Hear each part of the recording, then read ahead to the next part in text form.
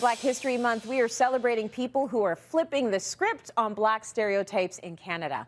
As Canadians, we're told that nature is for everyone, but if you look closely, you'll see that isn't really the case. So today we're discussing the lack of diversity in outdoor nature-based spaces and meeting two of the people working to change the narrative.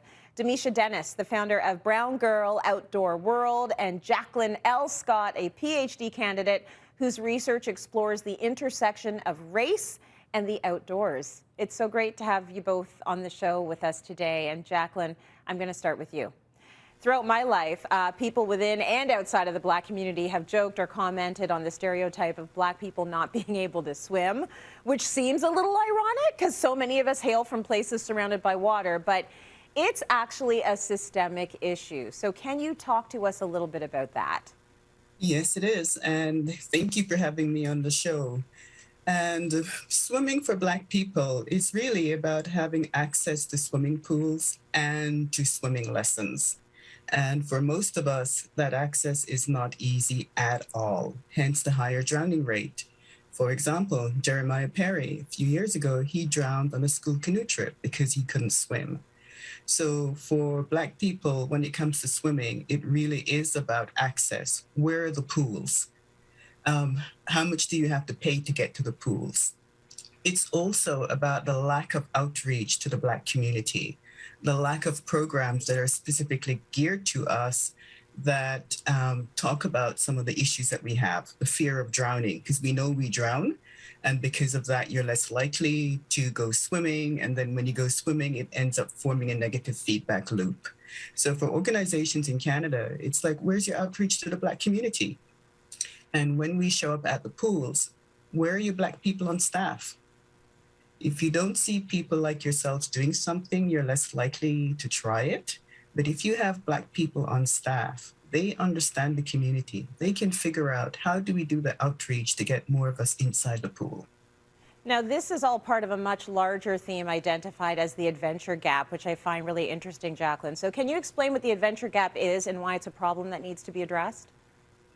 Yeah, the adventure gap is the distance between the idea, the theory that outdoors it's free, nature is available, and anyone can go, and the reality on the ground. Now, prior to COVID, if you went into the ravines, the provincial parks, the conservation areas, you would see very few Black people, people of color there. COVID flipped the switch, encouraging us, forcing all of us to realize how much we need nature and that we are part of nature.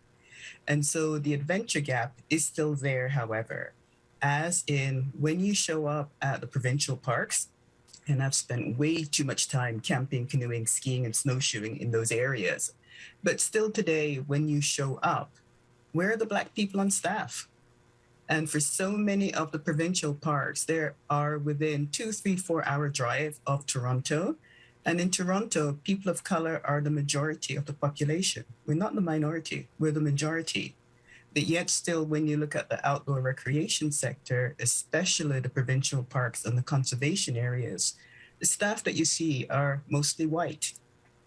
And so if you are new to camping, and if you see other Black people, it also helps you to realize, okay, nobody's gonna call the police or the park wardens, because guess what? A group of Black people are hanging out in the woods. When you see Black people on staff in those areas, it makes other Black people feel safe, that somebody's got our back.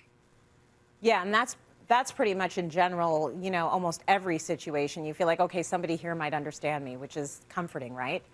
What are some of the other fears or barriers that prevent Black or other racialized Canadians from spending more time in outdoor spaces, Jacqueline? For Black people specifically, there's also the fear about the police surveillance. And there's also the sense that the representation matters. Again, prior to COVID, when you looked at the outdoor industry, you looked at their social media feed, you saw very few Black people. Now, especially in social media, you're seeing lots of us. So organizations have done a really good job in terms of representation, but on social media. But if the representation stops there, then it's tokenism. Because behind all those pretty Black and brown Indigenous faces on the social media, when you look at the organizations, it's still a white organization. The organizations really need to change by hiring us, promoting us, and supporting us. If not, it reaffirms the idea that outdoor is a white space where you expect to see white people. So you kind of touched on this, and I'm going to go to Demiesha now to talk a little bit about marketing. So marketing is part of the issue. Can you explain why, Demiesha? Absolutely. As Jacqueline just said, if you see yourself represented, you're more likely to participate in said activity. When we go back, if go back through time and go back through even the way things are marketed here in Canada, specifically to Canadians, and our story isn't the story that gets told through marketing and advertising. We see everyone except for ourselves being told that the outdoors is this grand place and we should all be in it. But none of the imagery says, hey, Black folks, come on out and enjoy this as well. When you look at how clothing is advertised, you get that straight, that slender bodied person who is not Black to say, hey, our clothes is made for you specifically to go outside. And that is where the conversation stops. So when we think about, marketing, advertising, and how that reaches out to different Canadians, if we're not seeing ourselves in these spaces, again, as Jacqueline said, is that it's telling us indirectly that this is not for you. And we're not going to try to make an extra effort to get out there to make ourselves seen if no one wants us there. I think you've done a really good job with Brown Girl Outdoor World at expanding people's minds when it comes to seeing Blacks in outdoor spaces. Like, you're really, really doing it.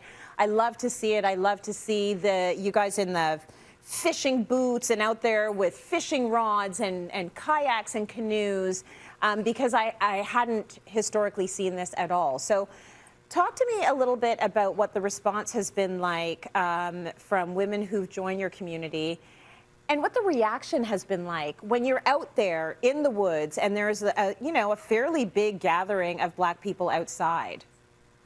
There's a stark difference between what we see and enjoy and what people see of us when we get into these spaces. The conversation has been, this is great, I didn't know that I could do this, or now I have a community in which I feel safe to go outside and step into the space that has historically told me that this isn't for me. Now I have someone who, if I'm approached by someone to say, hey, what are you doing here? Someone else can step into this conversation with me and say, we do belong here, and we're not afraid of being here just because you question our presence. We've been in spaces, like a number of times. We just went skiing recently and someone asked us, how did we get all our gear to be here? When we went camping last year and fishing, someone left the whole entire other side of the lake to come over to where we were to tell us that, ask us what we were doing there, and rudely step over one of our participants to do what they wanted to do. So we still face a lot of challenges when we step into outdoor spaces, and that's why the conversation around safety becomes so important.